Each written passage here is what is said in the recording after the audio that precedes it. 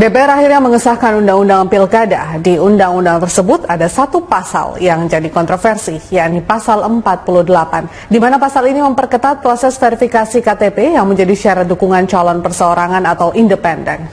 Pasal yang mengatur verifikasi administrasi dan faktual itu dinilai banyak pihak sebagai cara menjegal para kandidat perseorangan, salah satunya petahana Gubernur DKI Jakarta Basuki Cahayapurnama atau Ahok. Sebab proses verifikasi yang menggunakan metode sensus selain merepotkan, juga berpeluang menggugurkan banyak KTP dukungan bagi kandidat independen. Lalu benarkah pasal 48 ini memang menjadi penjegal calon independen seperti Ahok?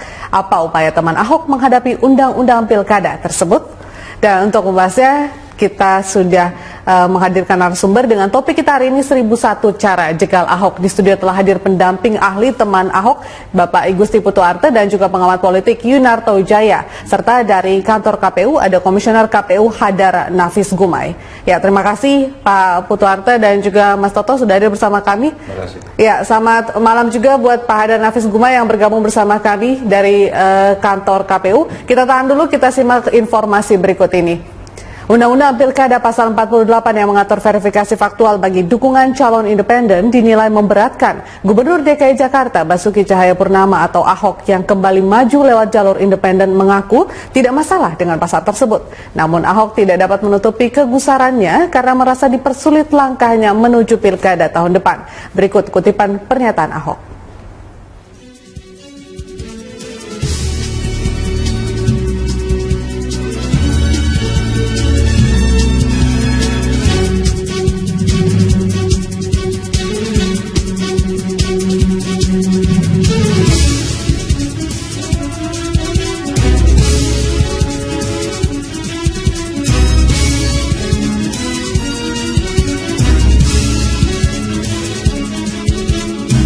Ya, kita langsung memulai perbincangan. Pak Putu, kalau nggak bisa ikut, makan saja kursi gubernurnya. Siapa yang mau makan, Pak Putu? Anggapan Pak Ahok ini siapa sih sebenarnya yang mau makan kursi gubernur? Ya, siapa yang memang dari sekarang ini bersaing gitu kan? Tapi memang aturan ini memang memperberat. Jujur, sebenarnya lebih saya sepakat dengan Pak Ahok, buat kami sih nggak ada soal. Tapi saya ingin mengatakan begini, kalau kita bicara soal bagaimana syahwat DPR untuk memperberat calon independen, itu sejarahnya panjang itu. Jadi sejak awal ketika kemudian ini kan sejarahnya ketika Undang-Undang Nomor 11 Pemerintahan Aceh tahun 2006 itu memberi ruang calon independen, itu kan angkanya di situ 3%. Nah, kemudian muncullah gugatan Undang-Undang 32 oleh salah satu anggota DPR dari Lombok, lalu Rangga Lawe.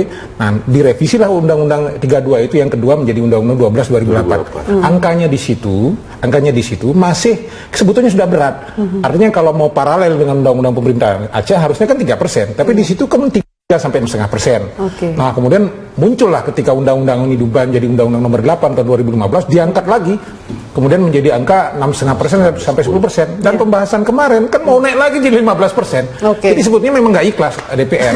Tapi hak inisiatif itu kan bukan datang dari DPR, tapi karena terpaksa karena MK yang mengesahkan itu. Tapi ini artinya untuk menjegal calon independen, atau ini adalah bagian dari 1001 cara menjegal Ahok? Ya, salah satu kita curigai juga mungkin Ahok akhirnya jadi korban. Tapi ketika pasal 48 3 hari itu sebetulnya pasal itu tidak cerdas gitu, menurut saya gitu.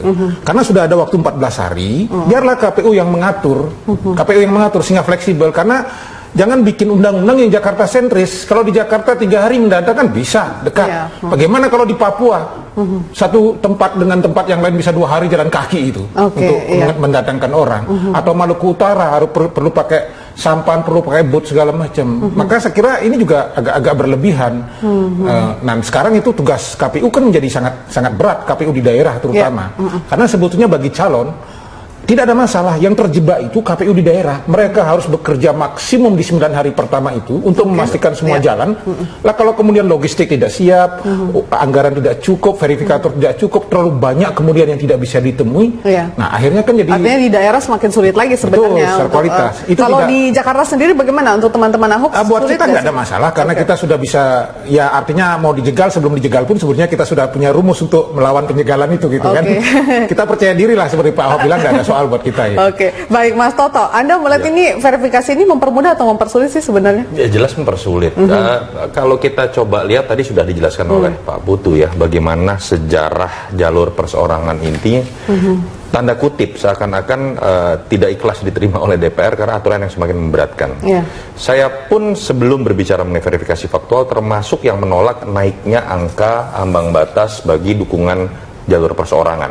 3% pun kalau kita bicara bandingan dengan negara-negara lain di sistem presidensial yang mengakui jalur independen sudah termasuk berat. Di Amerika Serikat katakanlah untuk menjadi calon presiden saja di masing-masing negara bagian hanya dibutuhkan, misalnya negara bagian besar California hanya butuh 1%, terbesar Arizona misalnya itu 3%. Itu pun tapi didasarkan pada disebutnya vote cast. Jadi dibandingkan dengan pemilu sebelumnya itu berapa jumlah yang memilih, artinya partisipasi pemilihnya. Di sini didasarkan pada DPT, bahkan sempat ingin dinaikkan ke jumlah penduduk. Itu pun menurut saya sudah sangat memberatkan. Yang kedua, kemudian diatur lagi dengan verifikasi faktual dengan aturan tambahan, kemudian melalui harus diperiksa DPT, lalu kemudian berdasarkan KTP elektronik. Ketika kita menyadari bahwa sistem administrasi kependudukan kita masih bermasalah, belum seutuhnya selesai permasalahan mungkin IKTP karena itu misalnya. Kemudian harus ada verifikasi faktual secara survei yang dia harus dilakukan. Verifikasi faktual, pertanyaan terbesarnya kemudian adalah kenapa di dalam undang-undang yang baru ini kemudian saya tidak mengerti, dan saya harapkan disosialisasikan dengan sangat benar oleh DPR, apa makna 3 hari? Yang itu menurut saya melampaui kewenangan yang sudah pernah ada dalam konteks verifikasi faktual yang ada di PKPU 9/2015, yang itu mengatur selama 14 hari KPU berhak melakukan verifikasi, tergantung bagaimana kemudian mereka bisa mengumpulkan di PPS ataupun menemui. Batasan 3 ini saya belum mengerti apa maknanya, selain menurut saya memang membatasi kerja dan jelas memberatkan begitu kan. Tidak ada argumentasi yang menurut saya cukup kuat. Yang kedua, pertanyaan terbesar adalah secara teknis juga. Kalau hari ini dibahas juga di beberapa media nasional ya, harus didasarkan pada DPT sebelumnya misalnya. Artinya pemilih pemula ini kemudian bisa kehilangan momen untuk menjadi pemilih. Yang ketiga, saya tidak tahu Pak Hadar mungkin bisa menjelaskan nanti, apakah perangkat yang dimiliki oleh KPU dalam konteks ini verifikator, dalam konteks ini anggaran, itu dimungkinkan. Teman Ahok ini jangan main-main loh kalau kita bicara contoh Jakarta, targetnya 1.200.000. Orang awam mengatakan, dengan jumlah 1.200.000 verifikasi faktual misalnya menghabiskan waktu 30 menit sampai 1 jam, berapa lama waktu diperlukan? Berapa banyak verifikator yang perlu disiapkan? Gitu dan seberapa terjaminnya kualitas dari verifikator tersebut untuk kemudian bisa bekerja profesional? Teman dikit saja, yang sebetulnya agak heran ini, pasal ini adalah yang berat itu, kalau tidak ditemukan, langsung dinyatakan gugur itu.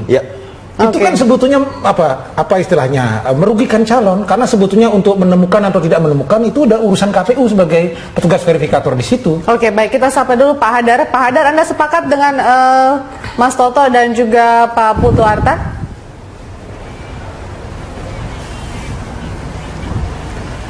Ya, saya kira kami juga melihat bahwa pengaturan di pasal 48 khususnya tentang pembatasan 3 hari bagi pendukung yang tidak ditemui, itu harus menyatakan dukungannya ke kantor PPS. Prosedur sensus atau prosedur menemui semua pendukung dan masa 14 hari itu sebetulnya sudah kami laksanakan selama ini. Yang baru adalah pembatasan 3 harinya. Nah, ini buat penyelenggara sudah pasti lebih memberatkan. Kalau bagi pendukung atau dari tim pasangan calon, perkiraan kami ya, tetapi kami tidak akan mengelaborasi atau memberi pandangan lebih jauh tentang ini. Lebih baik saya fokus tentang kerja daripada para petugas kami. Pak, nanti dalam jadi kalau kami nanti menemukan dalam 1 hari kerja, silakan Pak. Bekerja dalam 1 hari itu ada misalnya 50 orang yang tidak kami temui, maka 50 orang ini akan punya batas waktu 3 hari kemudian. Kemudian besok kami teruskan kerjanya, PPS bekerja dan ditemukan 25 yang tidak ditemukan, maka yang 25 ini punya batas waktu 3 hari kerja kemudian. Jadi ini menjadi agak rumit ya, karena satu sisi kita harus mencari pendukung, di sisi lain ada juga yang harus standby di kantor untuk menunggu pendukung-pendukung yang tidak ditemui dengan variasi batas waktu yang berbeda-beda. Jadi untuk daerah yang pendukungnya banyak di daerah perkotaan misalnya, untuk di daerah yang daerahnya secara geografis sangat sulit, itu pengaturan seperti ini akan memberatkan. Perkiraan kami juga akan berat buat para pendukung juga. Oke. Baik, Pak Hadar, kita masih akan lanjutkan perbincangan di segmen berikutnya, begitupun juga Mas Toto dan juga Pak Putu Arte. Pemirsa tetaplah bersama kami di Prime Time Talk. Kami kembali usai.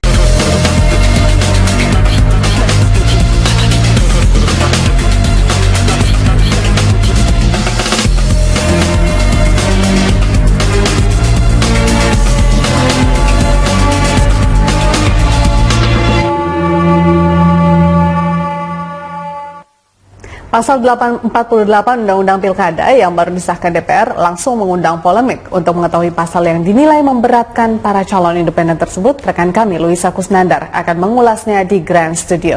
Silahkan Luisa.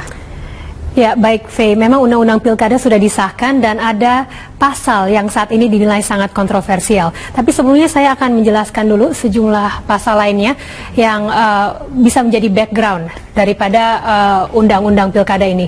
Yang pertama, landasan hukum calon independen.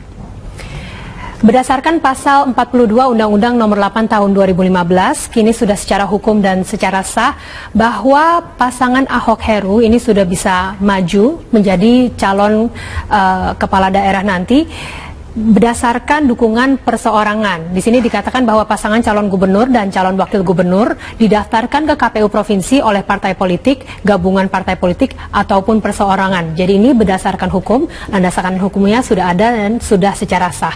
Sekarang kita lihat pasal apa yang saat ini menjadi kontroversial. Pasal yang menjadi kontroversial adalah pasal 48, revisi Undang-Undang Pilkada nomor 8 tahun 2015. Kita lihat sini di ayat pertama, ini dikatakan bahwa pasangan calon atau tim yang diberikan kuasa oleh pasangan calon harus menyerahkan dokumen syarat dukungan pencalonan untuk pemilihan gubernur dan wakil gubernur kepada KPU provinsi. Ini nantinya akan dilakukan verifikasi administrasi dan dibantu oleh PPK dan PPS. Nah, kata kuncinya di sini adalah verifikasi, karena ternyata untuk melakukan proses verifikasi ini ada sejumlah hal yang dinilai memberatkan para pendukung-pendukung Ahok yang sudah mengumpulkan KTP-nya. Ini saya kasih lihat, ini berikut ini saya perlihatkan, ini ayat 1A. Verifikasi administrasi sebagaimana dimaksudkan pada ayat 1 ini. Yang pertama, dilakukan dengan mencocokkan dan meneliti berdasarkan nomor induk kependudukan, nama, jenis kelamin, tempat dan tanggal lahir, dan alamat, dengan mendasarkan pada kartu tanda penduduk elektronik atau surat keterangan yang diterbitkan oleh Dinas Kependudukan dan Catatan Sipil. Jadi ini adalah tahap pertama dari proses verifikasi ini, dan sebenarnya cukup simpel ya. Intinya adalah dari sejumlah formulir-formulir pendukung Ahok yang saat ini berjumlah 950.000 lebih. Intinya semua data-datanya harus sudah akurat dan sudah benar. Tapi ini juga berarti bahwa apabila ada nama yang salah, apabila ada alamat ataupun domisili yang tidak sesuai, apabila KTP-nya cacat, maka KTP itu dianggap gugur dan jumlah dukungannya jelas langsung berkurang dari tahap awal ini. Kita lanjutkan ke ayat berikutnya. Ayat 2, KPU Provinsi atau KPU Kabupaten Kota dibantu oleh pasangan calon perseorangan atau tim yang diberikan kuasa oleh pasangan calon menyerahkan dokumen syarat dukungan sebagaimana dimaksudkan pada ayat 1 kepada PPS untuk dilakukan verifikasi faktual paling lambat 28 hari sebelum waktu pendaftaran pasangan calon dimulai. Saya lanjutkan dulu. Di ayat 3 ini, verifikasi faktual sebagaimana dimaksud pada ayat 2 dilakukan paling lama 14 hari terhitung sejak dokumen syarat dukungan pasangan calon perseorangan diserahkan ke PPS. Dan yang menjadi kata kunci di sini adalah bahwa verifikasi faktual ini hanya akan dilakukan dalam waktu 14 hari saja. Ini berarti dalam waktu 14 hari seluruh KTP yang terkumpul sudah harus selesai diverifikasi hanya dalam waktu 2 minggu saja. Dan ini saya lanjutkan, verifikasi faktual sebagaimana dimaksud pada ayat 2 dilakukan dengan metode sensus dengan menemui langsung setiap penduduk calon. Jadi hanya dalam waktu 2 minggu saja tim KPU harus menemui para pendukung calon independen itu secara bertatap muka, secara langsung untuk memverifikasi dukungannya. Dan yang di sini ayat 3B mengatakan bahwa verifikasi faktual sebagaimana dimaksud pada ayat 2 dan ayat 3 terhadap pendukung calon yang tidak dapat ditemui pada saat verifikasi faktual, pasangan calon diberikan kesempatan untuk menghadirkan pendukung calon yang dimaksud di kantor PPS paling lambat 3 hari terhitung sejak PPS tidak dapat menemui pendukung tersebut. Nah, pasal inilah yang dimana dianggap memberatkan para pendukung calon independen karena hanya diberikan waktu 3 hari saja bagi pendukung itu untuk memverifikasi dukungannya. Jadi katakanlah apabila pendukung tersebut sakit ataupun kerja ataupun di luar negeri, apabila dalam waktu 3 hari itu ia tidak dapat memverifikasi dukungannya, maka suaranya gugur.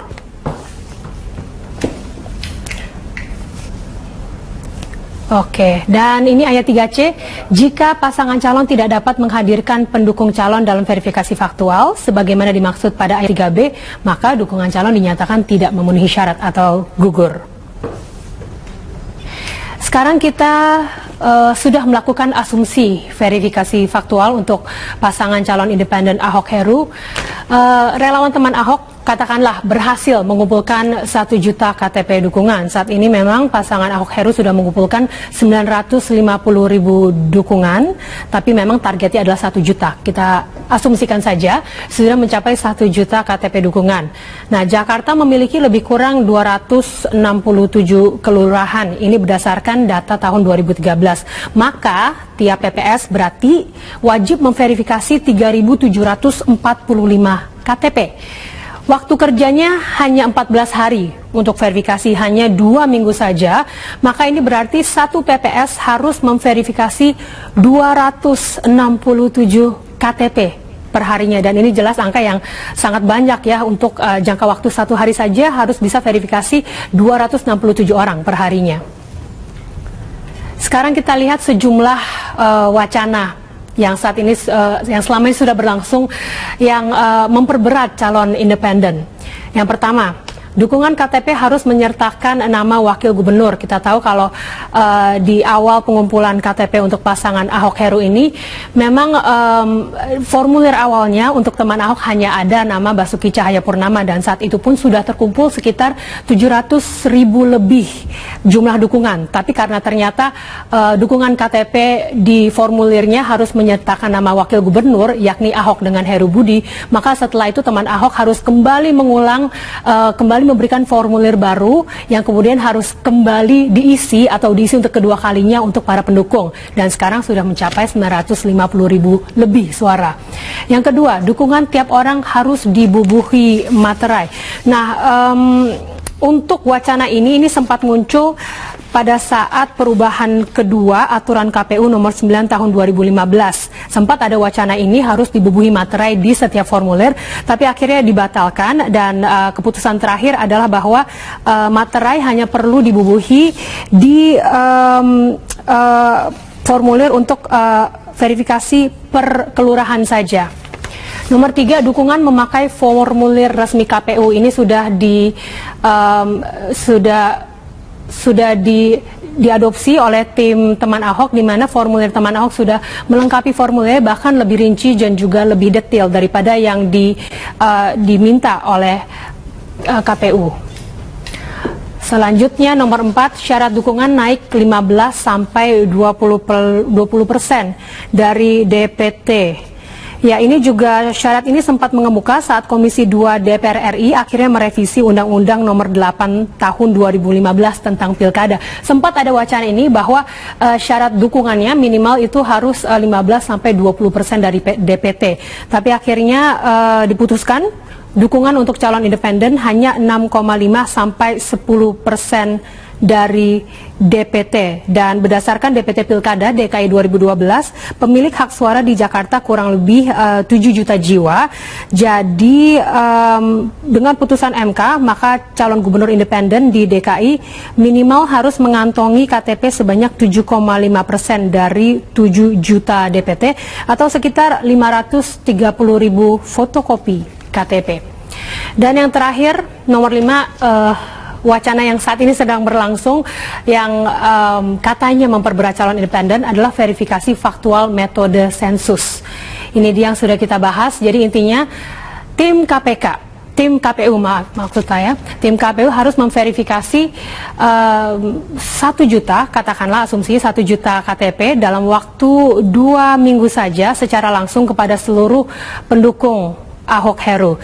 Nah, pertanyaan di sini, seberapa besarkah pengaruh dari revisi undang-undang ini akan mengurangi jumlah pendukung Ahok nantinya, dan apa pula yang bisa dilakukan oleh para pendukung Ahok atau para teman Ahok supaya mempermudah tim KPU untuk memverifikasi jumlah KTP yang sudah terkumpul. Kembali ke Anda, Faye.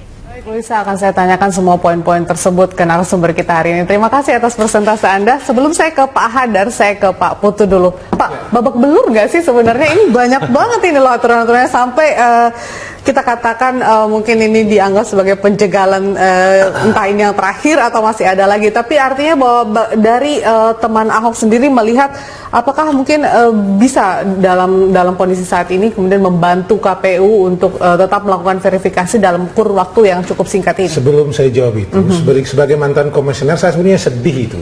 Karena ini, sekali lagi, ini Jakarta sentris. Ini urusannya bukan soal Jakarta, tapi urusan Papua, urusan yang lain-lain. Nanti repotnya di situ, pasal ini gitu. Tidak ada urusan dengan Jakarta. Kalau Jakarta sendiri, misalnya soal 1 juta, maka pertanyaannya adalah, di Mas Hadar yang akan jawab itu, apa bisa anak buahnya Mas Hadar itu nyari pendukung kita 267 per hari.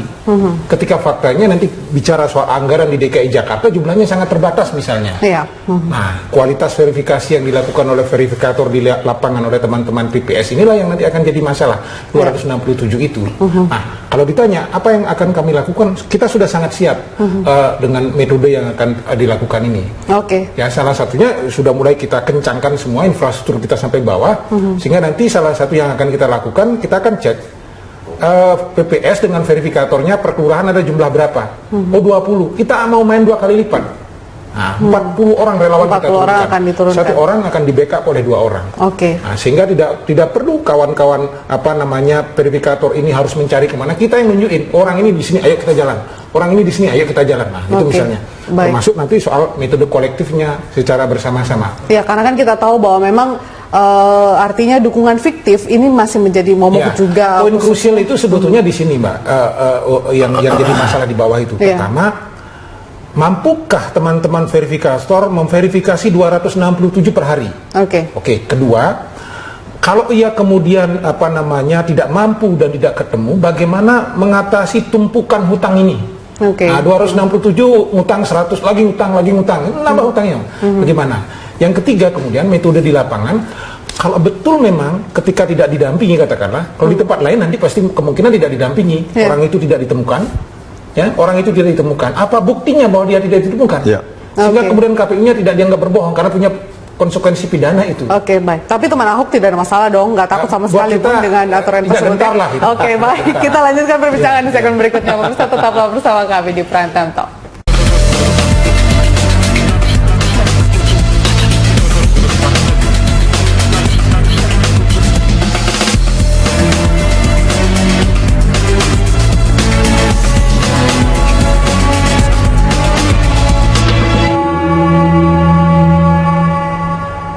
Anda kembali bersama kami di Prime Time Talk. Saya kembali melanjutkan perbincangan, menyapa Pak Hadar. Pak Hadar, dengan asumsi 1 juta KTP, artinya sebanyak 3.745 KTP dalam waktu 14 hari untuk verifikasi faktual. Bagaimana caranya nanti itu, Pak? Apakah memang sudah disiapkan juga oleh KPU?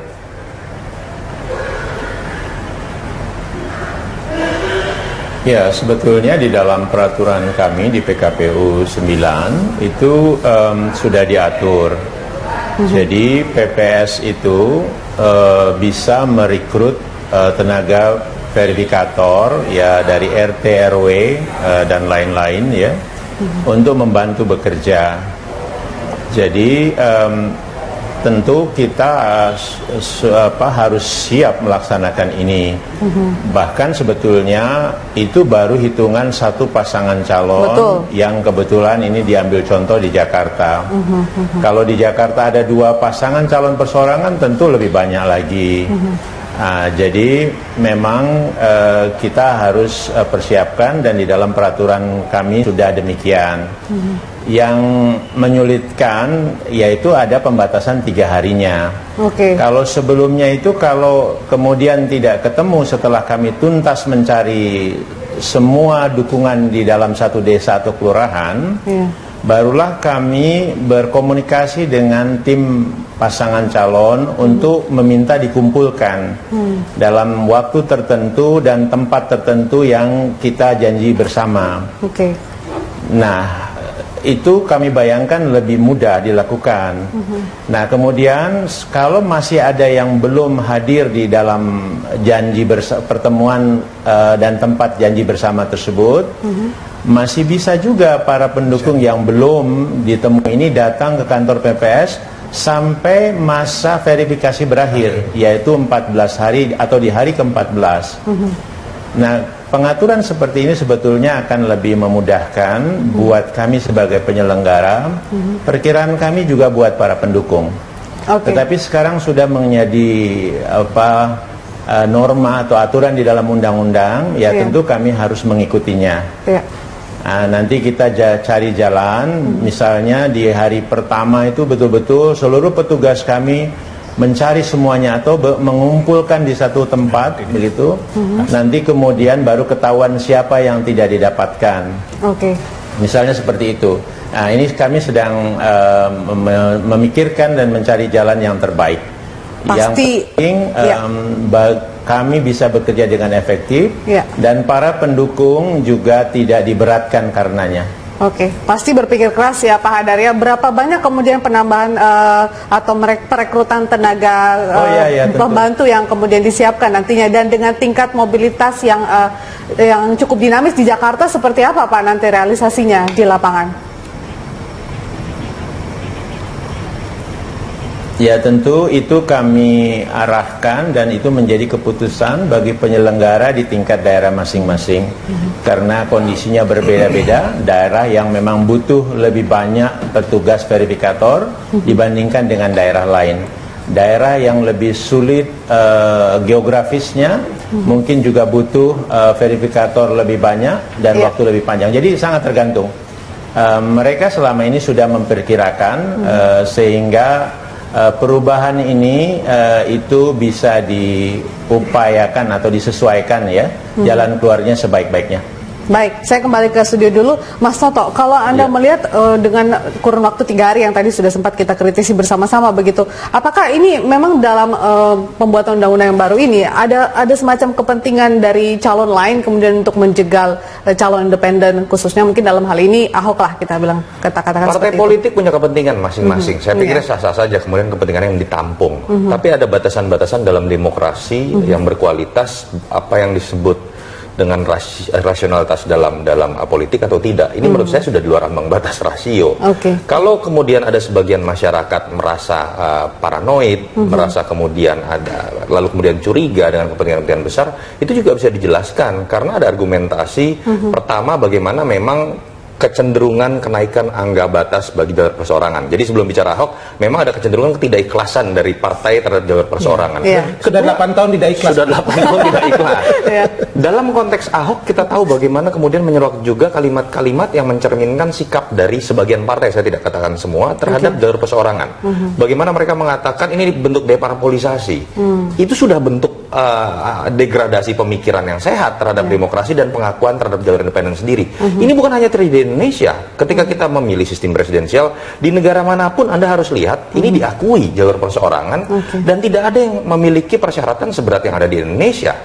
Pertanyaan selanjutnya adalah kemudian maknanya apa? Mereka mengatakan bahwa ini supaya kemudian dukungan yang lebih berkualitas. Artinya Anda melihat sangat jelas kemudian penjagalan yang dilakukan oleh sejumlah pihak-pihak Saya tidak yang berkepentingan. katakan penjagalan lah, tapi saya ingin mengatakan ada upaya, bukan ingin membunuh Ahok secara politik dan secara elektoral. Ini membunuh demokrasi perlahan kalau situasi seperti ini. Niat terselubung lah. Niat terselubung. Artinya begini loh, kalau kita coba lihat juga ya apa yang dilakukan oleh teman-teman dengan kemudian mengatakan bahwa verifikasi faktual ini memastikan jangan ada dukungan fiktif.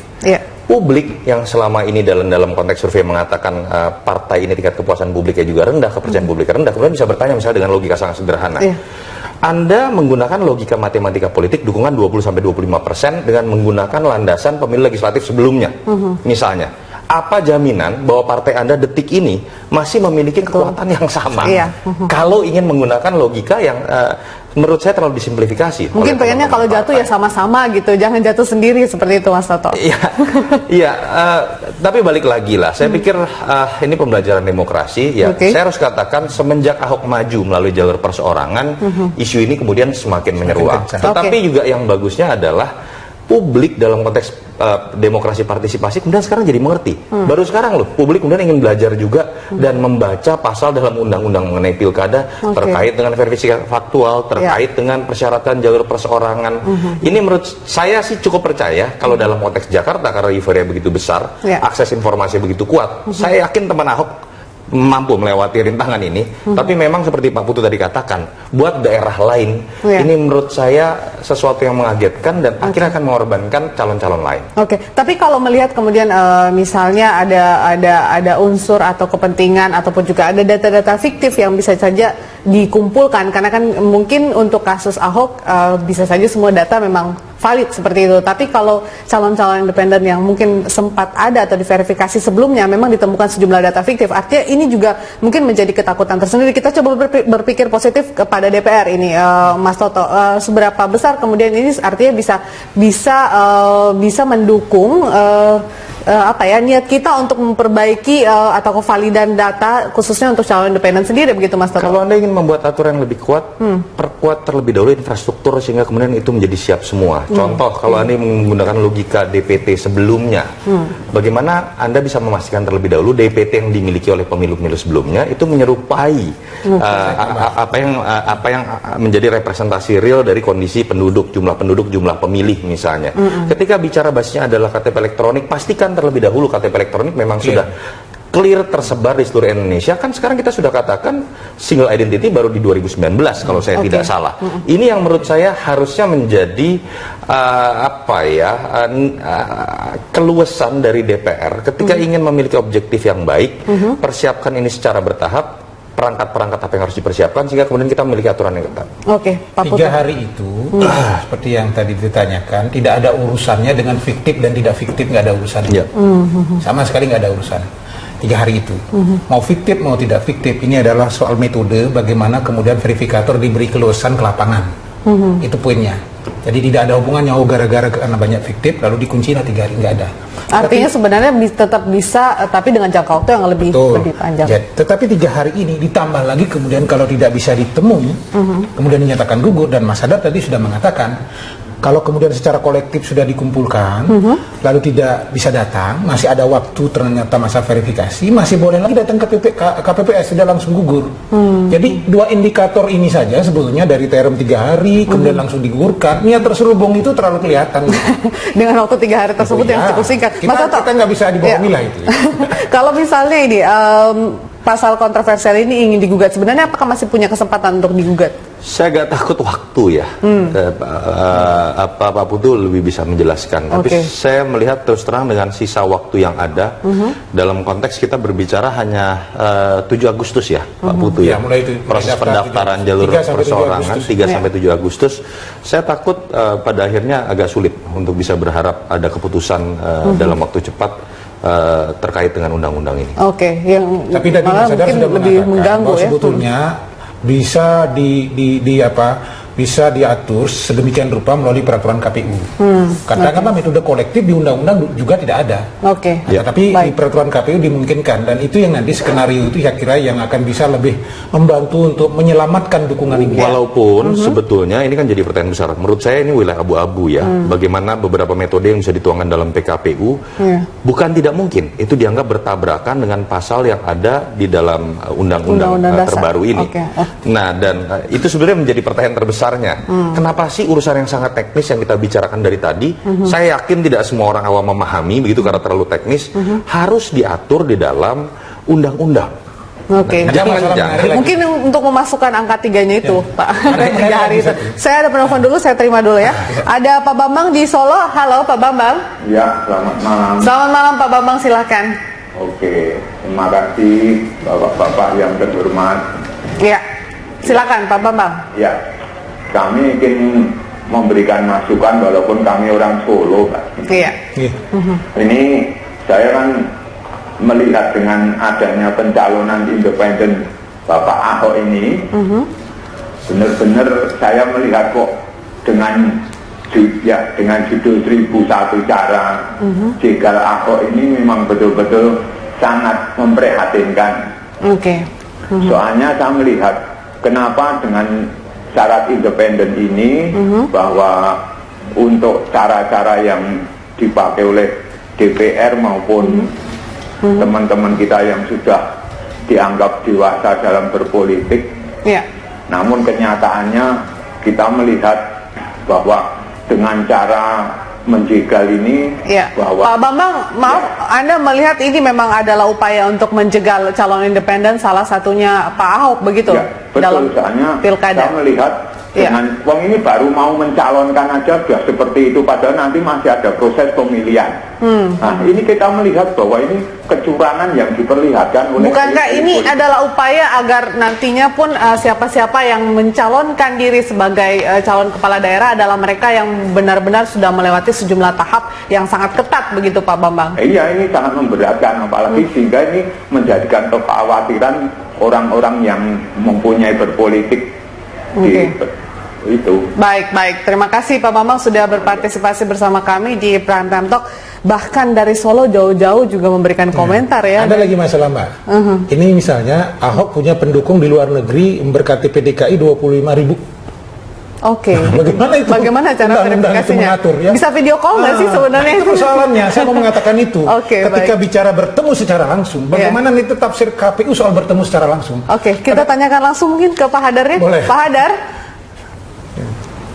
Ya, Pak Hadar masih bersama kami, Pak Hadar ya. Seandainya kemudian dalam tahap verifikasi tadi sempat disinggung oleh Pak Putu ada beberapa atau kurang lebih 25.000 pendukung Ahok yang ada di luar negeri nanti. Kalaupun misalnya dilakukan verifikasi faktual, itu akan seperti apa Pak? Akan menggunakan infrastruktur atau teknologi yang lebih canggih begitu dengan video call misalnya Pak? Atau seperti apa nanti? Ya, kalau undang-undang yang sekarang ini sangat tidak memungkinkan, karena yang dimaksudkan dengan sensus itu adalah mendatangi ke rumah-rumah. Nah, kami bisa saja mencoba berupaya keras, karena juga punya azas di mana kami harus betul-betul melayani, bekerja secara profesional, harus bersikap adil, dan seterusnya. Tetapi ingat, ada pasal lain lagi juga di dalam undang-undang ini, pasal 9 angka A, huruf A, mohon maaf, di mana sekarang kami harus berkonsultasi melalui rapat dengan pendapat yang hasilnya itu mengikat. Nah, di sini juga maka upaya maksimal, upaya kami sendiri untuk menetapkan kebijakan kami ini menjadi terbatas. Berarti cukup besar juga intervensinya ya Pak ya terhadap KPU? Saya kira itu persoalan yang besar juga. Ya, artinya kawan-kawan ini makin, perkiraan kami ini menjadi ruang yang sangat besar. Oleh karena itu sekarang kami berencana untuk melakukan judicial review terhadap pasal ini. judicial review-nya itu akan dengan pasal ini apa yang kami bisa lakukan, hal-hal teknis itu menjadi sangat terbatas. Oke.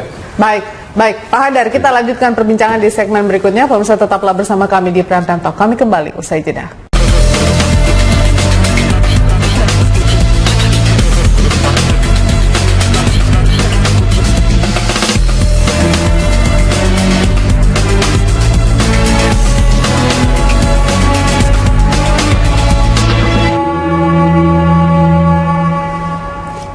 Seribu satu cara jegal Ahok masih menjadi topik kita di segmen terakhir Prime Time Talk kali ini, dan saya kembali ke Pak Hadar. Pak Hadar, artinya dengan penjelasan Anda sebelumnya berarti 25.000 kurang lebih pendukung calon independen Ahok dalam hal ini bersama Pak Heru tidak akan memiliki fasilitas untuk memilih, begitu Pak?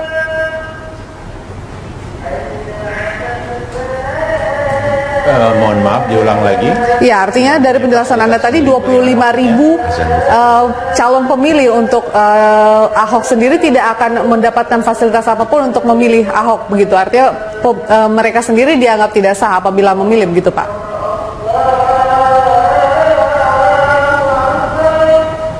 Ya, untuk saat ini kalau kita membaca, ini kan pemilih atau pendukung ya. Kalau pendukung. Mereka harus menunjukkan dokumen bukti dukungan yang berbentuk IKTP, walaupun IKTP itu baru berlaku di tahun 2019. Tetapi asumsinya bahwa mereka berada di lokasi atau berdomisili di daerah pemilihannya. Karena kalau tidak punya KTP atau IKTP, maka dibolehkan menggunakan surat keterangan dari kantor dinas pendudukan dan pencatatan sipil dengan catatan sudah tinggal sekurang-kurangnya 1 tahun di daerah tersebut, berdomisili di situ, dan terdaftar atau ada di dalam DPT pemilu terakhir. Nah, jadi persyaratan keberadaan mereka di mana itu menjadi satu keharusan. Kalau melihat perubahan undang-undang yang baru ini ya. Baik, Pak Hadar, terkait dengan judicial review akan menjadi pemilih ya, silakan Pak Hadar. Kalau saya sebentar ya, mengenai pemilih, undang-undang ini masih memberikan ruang kepada daftar pemilih tambahan, yaitu pemilih yang memang berhak tetapi dia belum ada terdaftar di dalam DPT. Jadi sepanjang dia bisa memperlihatkan KTP atau IKTP karena masih berlakunya sekarang, datang ke TPS yang sesuai di lokasi RT atau RW di dalam KTP-nya, itu masih bisa memilih. Tapi fasilitasi terhadap pemilih yang berada di luar negeri itu belum ada pengaturannya. Kecuali kemarin memang kita ada pemilih di luar negeri yang diatur di dalam pemilihan presiden atau pemilu legislatif. Tetapi di dalam pemilihan kepala daerah itu tidak ada pengaturannya di dalam undang-undang. Nah, apakah kami akan mengaturnya itu sampai hari ini belum kami buat, ya. Tetapi kalau toh kami akan membuat, kami perkirakan itu akan tidak akan lolos dari proses konsultasi kami di DPR. Baik, Pak Hadar, terkait dengan judicial review yang akan diajukan nanti, kapan akan dilakukan oleh KPU? Baik, tentu karena ini akan merefer atau menyangkut satu pasal di dalam undang-undang, tentu kami harus menunggu undang-undang ini telah diundangkan, resmi diundangkan oleh pemerintah. Nah, jadi kami tidak tahu persisnya. Menurut aturan batasnya paling lambat 1 bulan.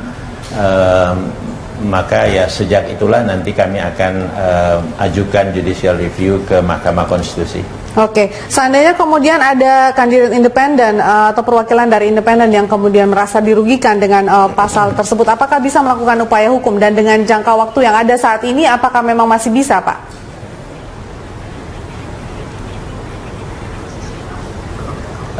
Ke saya pertanyaannya? Iya, Pak Hadar.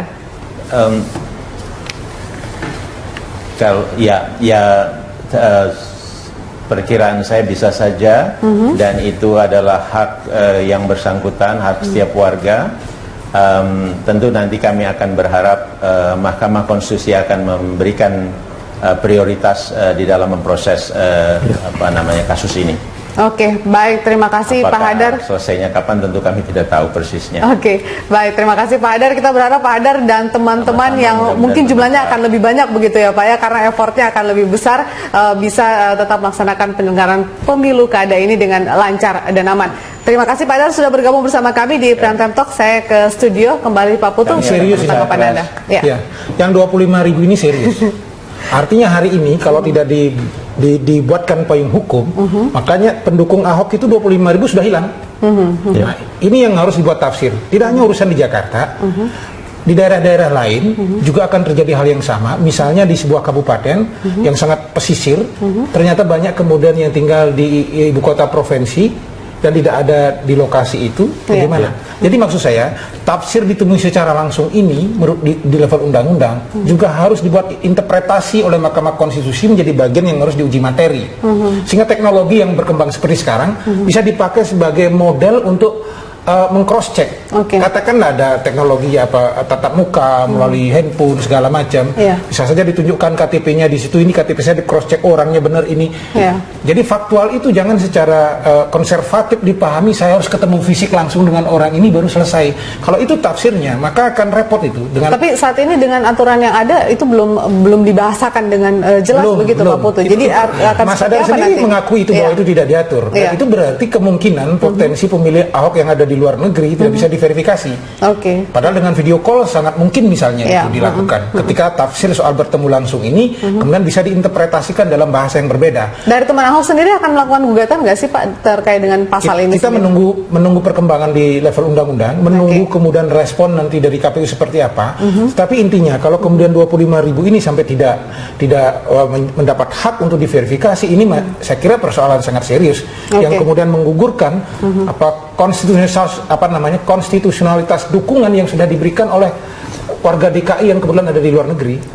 Negara lah yang menyiapkan payung hukumnya itu. Saya kira. Mas Toto, seberapa besar kemudian pasal ini bisa mengurangi dukungan terhadap Ahok? Tadi satu contoh bagaimana dukungan luar negeri yang euforia sedemikian besar. Kita tahu bagaimana dalam proses pengumpulan KTP dukungan luar biasa, bahkan dukungan dari luar negeri itu sampai detik ini bahkan KPU tidak bisa menjawab apa diskresi yang bisa dilakukan untuk menafsirkan keterbatasan yang dibuat tanda kutip dengan sengaja dalam undang-undang yang terbaru. Itu yang pertama. Yang kedua sangat teknis tapi sangat masuk akal untuk dikatakan menghambat, bahkan bisa kemudian menemui kebuntuan. Saya tidak membayangkan dalam konteks DKI verifikasi faktual dipaksakan dan pengguguran dalam konteks 3 hari tadi, bahwa kemudian kita bisa bayangkan kesibukan orang Jakarta yang saya rasakan sebagai lembaga survei, menemui responden di rumahnya pun itu sangat sulit. Beberapa kali kita harus mengganti responden biasanya kalau kita melakukan survei. Bayangkan ini secara faktual dan kemudian sekarang dibatasi dalam konteks 3 hari tadi. 3 hari dan langsung dinyatakan gugur.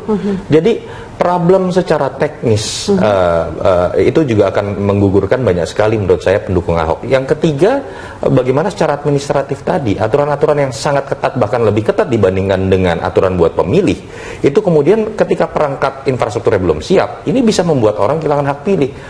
Hak untuk mendukung tadi. Contoh dalam konteks DPT yang lalu, apakah bisa dipastikan sudah sahih atau tidak? Selama ini kita tahu bermasalah. KTP elektronik yang seharusnya ketika belum digunakan sampai tahun 2019 menurut saya harusnya belum dijadikan landasan. Ini yang menurut saya kombinasi antara problem teknis dan administratif dan lagi-lagi dipayungi secara politis lewat undang-undang yang menurut saya terlalu kuat nuansa penjegalannya yang akhirnya bisa berujung bukan hanya matinya seorang calon ada secara politik tapi juga makna jalur perseorangan yang seharusnya bisa dimaknai sebagai otokritik buat partai ketika mereka mau menjadi besar. Sementara kurun waktu untuk kemudian menggugat aturan tersebut sudah tidak ada sama sekali atau saya harus mengatakan waktunya terlalu sempit Tadi kan makanya Pak Hadar dengan bahasa yang sangat sopan mengatakan kami hanya berharap MK bisa memprioritaskan, tetapi tidak ada jaminan. Pesimistis seperti itu. Dan menurut saya dengan sisa waktu yang ada agak sulit kita berharap. Oke, tapi kita masih optimistis dengan Pak Putu dan teman-teman. Semoga bisa melewati level yang kali kalau ini. Teman Ahok ya? Tidak takut. Tidak kalau takut dari ya Pak ya. mukanya, Sudah Pak. banyak kemudian penjagalan-penjagalan. Ini sudah level berapa ini Pak? Sudah yang paling tingginya. Artinya militansi kita masih terbangun lah. Oke, baik. Sampai kemudian ada hashtag cuti begitu. Oke, baik. Semoga teman-teman Ahok tetap semangat begitu dan juga para pendukung calon kepala daerah yang lain. Terima kasih Pak Putu dan juga Mas Toto sudah bergabung bersama kami. Dan pemirsa, demikianlah Prime Time Talk kali ini. Anda bisa mengirimkan informasi dan saran kepada kami lewat email di news@berita1.tv atau follow kami via Twitter, Facebook, dan YouTube. Atas nama seluruh kerabat kerja yang bertugas, saya Veronica Muniaga mengucapkan terima kasih atas perhatian Anda. Sampai jumpa.